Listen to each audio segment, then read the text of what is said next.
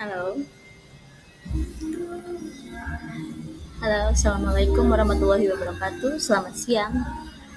Saya Yudit Varianti Rukmana, mahasiswa S2 Magister Administrasi Rumah Sakit Universitas Muhammadiyah Yogyakarta.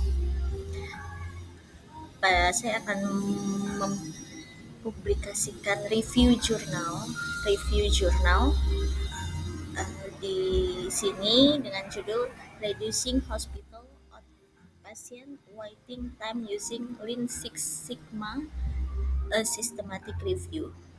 Jadi di sini jurnal ini membahas mengenai mereduksi waktu tunggu rawat jalan di rumah sakit dengan menggunakan Lean Six Sigma Systematic Review. Jurnal ini sendiri dipublikasikan dan dilakukan penelitiannya oleh Elina Waiman, Anhari Ahadi, Renita Agustina yang berasal dari Departemen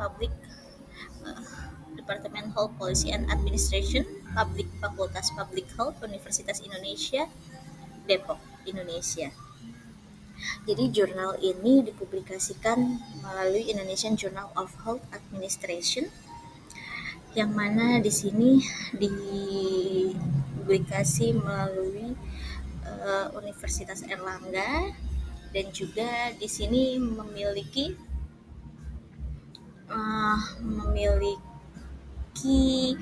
indeks Scopus, indeksasi Scopusnya Q4, high indeksnya 9. Nah, dia dipublish oleh Universitas Erlangga. Sebenarnya untuk memulai review jurnal ini teman-teman harus sekilas apa sih Lean Six Sigma itu. Jadi Lean Six Sigma itu adalah metode bagaimana kita melakukan efisiensi terhadap suatu sistem, ya. Lean Six Sigma itu artinya kita mengurangi dari sistem itu apa yang bisa kita kurangi, apa yang bisa kita efektifkan. Nah, di situ. Nah, di jurnal ini penulis membahas mengenai apa sih latar belakangnya, seberapa efektif sih Lean Six Sigma metode ini dalam menurunkan waktu tunggu rawat jalan dan bagaimana strategi pengembangannya.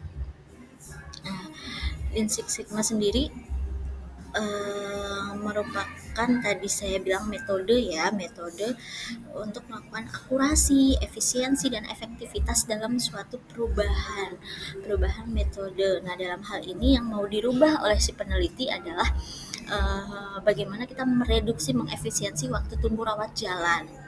Nah, metode yang digunakan dalam jurnal ini menggunakan PICOS formulation. PICOS itu yaitu P-nya population, intervention, comparison, outcome, dan study. Populationnya kita menggunakan pasien, kemudian intervensinya kita menggunakan metode Lean Six Sigma, terus comparison pembandingnya di sini dalam hal ini jurnal ini tidak ada.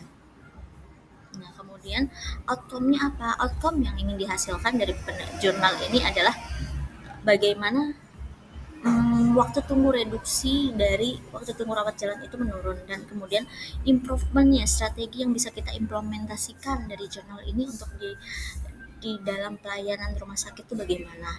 Nah, studinya di sini kita mengambil hospital based study. Nah, di sini teman-teman bisa melihat, jadi jurnal ini adalah penelitinya mereka mengumpulkan jurnal-jurnal yang mereka ambil dari ProQuest, Willis, Science Direct, Taylor, Oxford Journal, Psych Publication, Scopus, dan PubMed. Dari sini mereka mendapatkan 367. Nah, dari 367 itu mereka exclude 27. Mereka remove 27. Nah, kemudian didapatkan screening di 340 artikel. Nah, dari screening 340 artikel ini dilakukan exclude kembali dengan akhirnya didapatkan akhirnya di 9. Setelah 9 akhirnya mereka melakukan review jurnal terhadap 9 artikel ini. Nah, setelah melakukan review, kesimpulannya apa sih? Kesimpulan dari akar masalah yang melakukan jurnal ini tuh apa? Menurut dari artikel yang mereka screening ini, Pertama, bahwa tidak seimbang antara supply and demand itu yang meningkatkan waktu tunggu rawat jalan menjadi lama. Nah, kemudian sebagian besar nomor satunya itu adalah supply and demand yang tidak seimbang. Kemudian yang kedua, inappropriate scheduling is the second most frequent word causing, including scheduling patient during peak clinic hours. Jadi uh, ada penjadwalan pelayanan pasien yang harusnya pada waktu-waktu peak hoursnya itu harusnya bisa diatur waktunya biar tidak terjadi penumpukan pasien. Nah, kemudian salah kendala terakhirnya paling banyak adalah show doctors as the main problem, including doctors unscheduled breaks, late doctor attendance, and then doctors addition to a clinic at an already crowded time. Ya, betul. Jadi secara tidak langsung SDM sebagai dokter itu mereka memberikan kontribusi bahwa hal-hal yang tadi disebutkan itu dokter itu berpengaruh loh dalam hal pelayanan waktu tunggu rawat jalan yang cukup lama. Nah, itu. Kemudian conclusionnya apa? Nah, dari metodologi ini memang betul bahwa benefit dari mengurangi outpatient waktu tunggunya itu LSS Lean Six Sigma itu memberikan banyak masukan. Hanya saja improvementnya harus berdasarkan root cause analysisnya. Jadi akar masalah apa yang ada di masing-masing pelayanan gitu.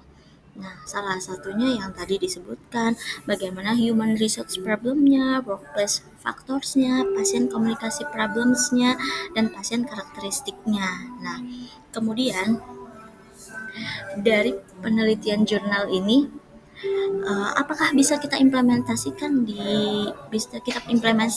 dalam pelayanan kita? Menurut saya sih bisa banget ya, bisa. Jadi teman-teman bisa salah satunya gimana caranya masukannya kita merubah teknologi, kita membuat aplikasi schedule yang live dalam artian pasien nih yang tidak di luar mereka tahu sekarang sedang pelayanan keberapa, sekarang sedang berlangsung apa, siapa yang sedang masuk, waktu ditunggunya berapa orang lagi. Nah, itu sebetulnya salah satu teknologi yang diharapkan. Kemudian registrasi, masukan dari jurnal ini adalah registrasi hanya dilakukan oleh staf registrasi. Jadi selain staf registrasi itu mereka tidak bisa melakukan pendaftaran gitu. Jadi tidak bisa daftar ke perawat, bisa daftar ke bagian farmasi. Nah, tidak. Jadi melalui hanya satu pintu. Kemudian appointmentnya time earlier, jadi lebih cepat appointmentnya. Kemudian sebelum kita memulai praktek dokter nih, harusnya rekam medis itu sudah tersiapkan, semua sudah disiapkan gitu. Nah, dari jurnal ini sih seperti ini ya, dan menurut saya apakah bisa diimplementasikan oleh di rumah sakit di Indonesia? Beberapa hal bisa dilakukan, diimplementasikan di rumah sakit kita ya. Hanya saja kurangnya dari penelitian ini adalah mereka mereka melakukan penelitian terhadap artikel-artikel yang dikumpulkan. Jadi mereka tidak secara langsung studi di lapangan tuh tidak. Jadi mereka hanya berdasarkan studi kasus, artikel-artikel, dan ini pun artikelnya hanya artikel yang English saja, yang berbahasa Inggris saja. Dan saya rasa itu kekurangan dari jurnal ini. Sekian sharing review jurnal saya kali ini. Semoga bermanfaat untuk kalian semua, semoga bermanfaat untuk semuanya. Tetap semangat. Jangan lupa untuk terus bisa berbuat banyak hal positif dan berguna, bermanfaat bagi orang banyak. Oke, terima kasih. Sekian dari saya. Assalamualaikum warahmatullahi wabarakatuh.